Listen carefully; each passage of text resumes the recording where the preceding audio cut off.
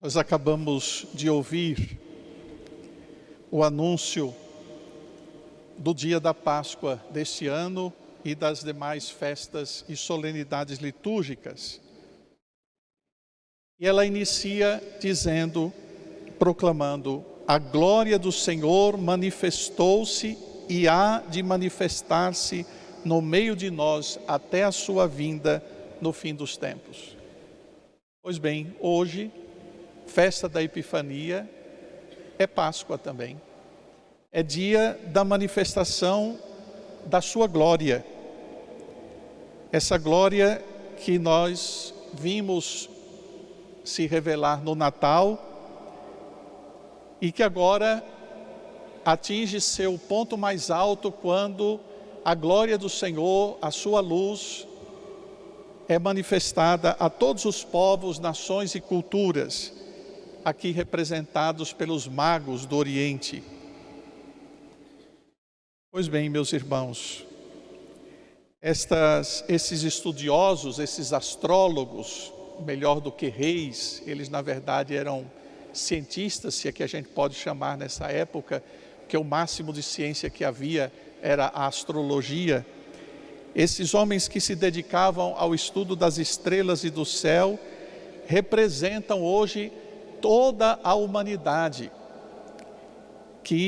para a qual a luz do Senhor se manifestou, Cristo Jesus. A partir de hoje, Jesus não é uma propriedade, digamos assim, de um povo, de uma única nação, como poderiam pensar que Jesus pertencesse apenas ao povo judeu. Com o seu nascimento, todos podem acessar a Deus, todos podem conhecer a Deus, podem ouvi-lo, tocá-lo, senti-lo, vê-lo. E São Paulo, justamente na segunda leitura de hoje, nos faz essa jubilosa constatação. Nós somos privilegiados, diz Paulo, porque nós vimos o mistério de Deus. Deus mostrou para nós o que os nossos antepassados tanto desejaram. Abraão, Moisés, Isaías, Ezequiel, Judite, Esther, tanto quiseram ver. Quem viu fomos nós. Nós vimos, nós contemplamos a sua glória. Maria viu, José viu, os pastores viram, os discípulos viram, os apóstolos viram. E nós também tivemos e temos esse privilégio de conhecer a verdadeira luz do mundo, que é Jesus. Mas eu quis agora com vocês, quero na verdade, buscar compreender o sentido desta solene festa de hoje, que vocês viram, chama-se Epifania, cuja palavra significa manifestação, Epifania do Senhor, mais tradicionalmente chamada de Festa dos Reis Magos. O que nós podemos aprender com esta festa? Eu pensei em 4 coisas. Em primeiro lugar, ninguém vai encontrar Jesus para adorá-lo se não sair do seu lugar. Vejam, os sábios que viajaram quilômetros para ver Jesus eram distantes, eram de longe. Eles nem pertenciam ao povo judeu, eram considerados pagãos, povos que adoravam outros deuses. Mas eles estão sabendo, pelo estudo que fizeram, que uma nova estrela estava aparecendo e que ela marcaria o nascimento do rei dos judeus. E aí a gente fica perplexo até, não é? Incrível como um povo tão distante foi capaz de ver os sinais, sair do seu lugar, viajar para vir conhecer Jesus. Eles não rezavam o mesmo credo que os judeus, mas vieram para conhecer e para adorar. E é bonito ver, não é, que o estudo, o conhecimento deles das estrelas, do céu, fizeram eles buscar a Deus. Vocês sabem, nem todo estudo, nem todo conhecimento leva a gente a buscar a Deus.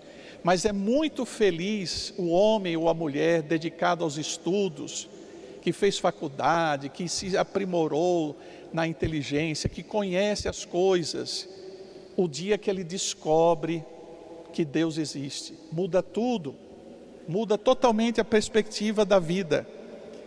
E é interessante como a ciência, quanto mais ela avança, mais ela vai se dando conta de que há algo que ela não consegue dar conta. Ela vai reconhecendo esse caminho. Há muitos cientistas hoje, alguns evidentemente ainda céticos, ateus, que não acreditam em Deus, mas muitos já entendem que há algo de extraordinário que mantém o universo. Alguns já nem veem tanto problema como em tempos passados em falar abertamente em Deus. Que bom, né, que a ciência está podendo reconhecer isto. Mas vejam, volto à questão. Eles conheciam e porque conheciam, mesmo distantes, saíram de onde estavam e foram lá buscar Deus. Não adianta, se você não estiver disposto a sair do seu lugar para ir buscar Deus, você não vai encontrá-lo, portanto também não vai adorá-lo. Em segundo lugar, nós aprendemos com a festa de hoje o lugar certo para encontrar Jesus. Vocês viram que no primeiro momento, quando os magos chegaram a Jerusalém, eles foram para onde? Foram para o palácio de Herodes. Imaginaram, bom, o menino vai nascer em Jerusalém, vai ser o rei dos judeus. Onde é que eu vou encontrar? Provavelmente lá no palácio. Eles chegam diante de Herodes e perguntam: onde está o menino? Onde está o rei dos judeus? Nós viemos aqui para buscá-lo. Mas ele não estava lá. Ele não estava no palácio. Quem estava lá no palácio, no trono, era Herodes, que segundo o Evangelho, a partir daquele momento fica perturbado. Que história é essa de um menino que quer ser rei? Vai tomar meu trono, vai ficar no meu lugar. E aí o que Herodes faz? Chama o grupo de estudiosos, os consultores da Bíblia, chama os sumos sacerdotes e os doutores da lei. E começa a perguntar a todos eles: escute, é verdade, tem essa história mesmo, esse menino vai nascer, ele vai tomar o poder, ele é o rei dos judeus? E os sacerdotes e os doutores da lei, os estudiosos dizem: é exatamente isso, está lá na Escritura. E tu, Belém, jamais será uma cidade tão pequena, porque em ti nascerá o Salvador, etc, etc. Confirmaram a tese dos magos, aqueles que conheciam bem a Bíblia. Mas, gente, tem alguma coisa estranha aqui. Como é que esses homens que estavam em Jerusalém, que conheciam tanto as Escrituras, você sabe quantos quilômetros é de Jerusalém até Belém? 8 quilômetros, 8. Como é que esse povo todo, que se dizia tão sábio, entendedor da Bíblia, tão inteligente, doutores da lei, leram e não foram lá em Belém ver o menino? Os de perto, os de casa, os que estão sempre ali, foram incapazes de enxergar o que estava diante do nariz deles.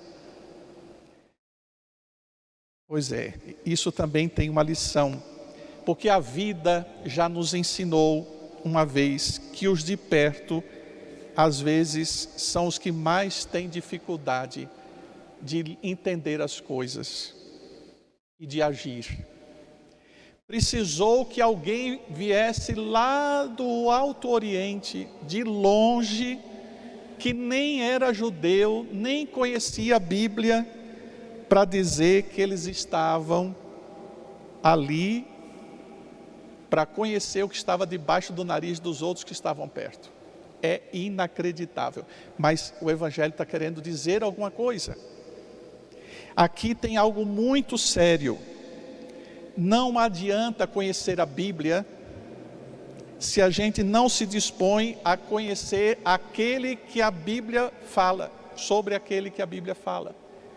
Não adianta só conhecer a palavra, tem que ir atrás daquele que a palavra anuncia. Muitos, por exemplo, se dizem cristãos, católicos, mas não saem de sua casa, não saem do seu comodismo, não se compromete com sua comunidade, não vêm à missa, não encontram Jesus no irmão, portanto, não saem. Até leem a Bíblia em casa, mas não saem, não vão ao encontro daquele que a Bíblia anuncia. Vejam, mostra mais uma vez que o conhecimento apenas não basta. Ninguém mais conhecia as Escrituras do que os sumos sacerdotes e os doutores da lei. Mas eles nunca tiraram o pé de Jerusalém para ir até Belém. E veja se na vida não é a mesma coisa. A gente só sai de casa se valer a pena. A gente só sai de casa de ônibus para ir a uma praia se valer a pena. Muitos, por exemplo, viajam dias para assistir a um show de sua banda favorita e depois ficam 2, 3 dias na fila para pegar o melhor lugar. O que faz essas pessoas fazer esse sacrifício? Porque amam, porque gostam, porque isso aqui motiva elas a deixar o emprego, encontrar uma licença, viajar. Aí a igreja é do lado da sua casa e você no domingo não consegue se levantar para ir lá. Do lado. A pergunta é, não tem motivo? Não há motivação para isso? Terceira lição que os magos nos deixam. O Evangelho disse que depois de eles ouvirem o rei, partiram. A estrela ia guiando e quando ela parou onde? Em cima da casa onde estava o recém-nascido. É interessante porque o presépio, ele mistura tudo na mesma cena. Geralmente os nossos presépios têm o menino, a Sagrada Família, Maria e José, tem os pastores e às vezes tem alguns presépios que trazem os reis magos. Mas atenção, os reis magos não chegaram no dia do nascimento. Eles já encontram Maria na casa com o menino. Maria já estava em casa, não estava no estábulo ainda. Mas tudo bem, é uma licença poética permitida aos nossos presépios. E diz o Evangelho que quando eles chegaram na casa, o que foi que eles viram? A mãe com o menino no colo. Só esta cena. Não viram mais nada. Uma mãe com o menino no colo. E diz o Evangelho que eles se encheram de alegria. Se ajoelharam, adoraram e deram presentes. O que isso ensina para a gente? Que Deus, quando se manifesta em coisas simples. Numa mãe segurando o filho no colo. Ali, na simplicidade daquela casa. Não foi num feito extraordinário, numa coisa magnífica. Não, foi na coisa simples. E eles entenderam isso, os magos do Oriente. Meus irmãos, quando Deus quer se manifestar, Ele se manifesta em coisas simples. E o que Ele espera de nós quando a gente vê, Deus está aqui. Eu consigo ver Deus agindo nesse simples gesto. O que Ele espera da gente? Que a gente reconheça a sua presença, que a gente adore, que é o que a gente faz na missa, né? Quando a gente vem para cá, a gente não faz outra coisa senão adorar a Deus, reconhecê-lo como fonte de tudo aquilo que nós somos e tudo aquilo que nós temos. A gente ainda precisa crescer muito nessa nossa capacidade de adorar Deus, de reconhecê-lo na vida, nas coisas simples. A gente sabe muito pedir a Deus, mas adorar a Deus, que é uma coisa que a gente deve fazer antes de pedir, ainda há muito que crescer. Quarta e última lição que eu acho que a liturgia de hoje nos oferece. Para os magos, Deus colocou uma estrela. E a estrela foi indicando o caminho que eles tinham que seguir. Foi graças a essa estrela que eles chegaram a Jesus, que é a grande luz do mundo, como disse a primeira leitura. como peregrinos na fé, os magos hoje se tornaram eles mesmos estrelas que brilham na história para indicar o caminho que leva a Jesus. Eu queria somente dizer a vocês que talvez a coisa mais importante que esta missa de hoje pode fazer com cada um de nós é transformar cada um numa estrela que aponta para Jesus. E é bonito porque o texto que vocês vão ouvir hoje da bênção, a bênção no final da missa, nós vamos pedir a Deus que Ele nos torne uma luz para os nossos irmãos e irmãs. Olha que coisa linda, cada um de nós aqui, ao sairmos por estas portas, nos tornaremos uma estrela que indica onde Jesus está. Que coisa bonita, né? E que tarefa difícil para nós. Meus irmãos, vamos nos alegrar, porque esse Filho de Deus que nasceu por nós, que deu a sua vida por nós na cruz, que ressuscitou dos mortos, Ele vai ser dado daqui a pouco em comunhão para nós. Seu corpo e sangue será distribuído. E aí vai ser muito bonito a gente lembrar o que vai acontecer no momento da comunhão. Nós faremos exatamente o que os magos fizeram. Na hora da comunhão, nós vamos descer com a comunhão, vocês vão sair do lugar, vão fazer uma fila, vão sair do lugar, vão fazer uma fila para ir ao encontro dele e para adorá-lo. E para oferecer, sim, também cada um de nós hoje oferece um presente.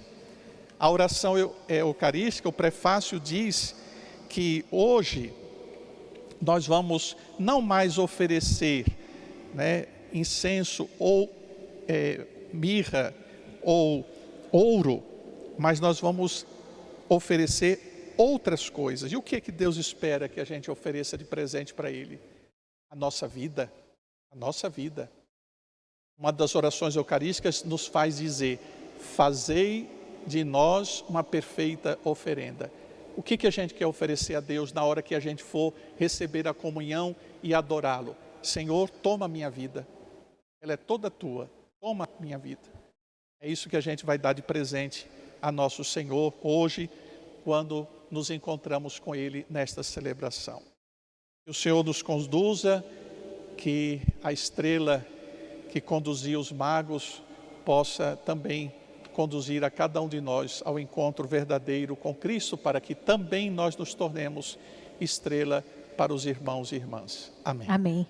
Este programa teve o apoio dos nossos benfeitores. Seja você também um benfeitor e evangelize conosco. Ligue agora, 0 operadora 11 42 00 80 80.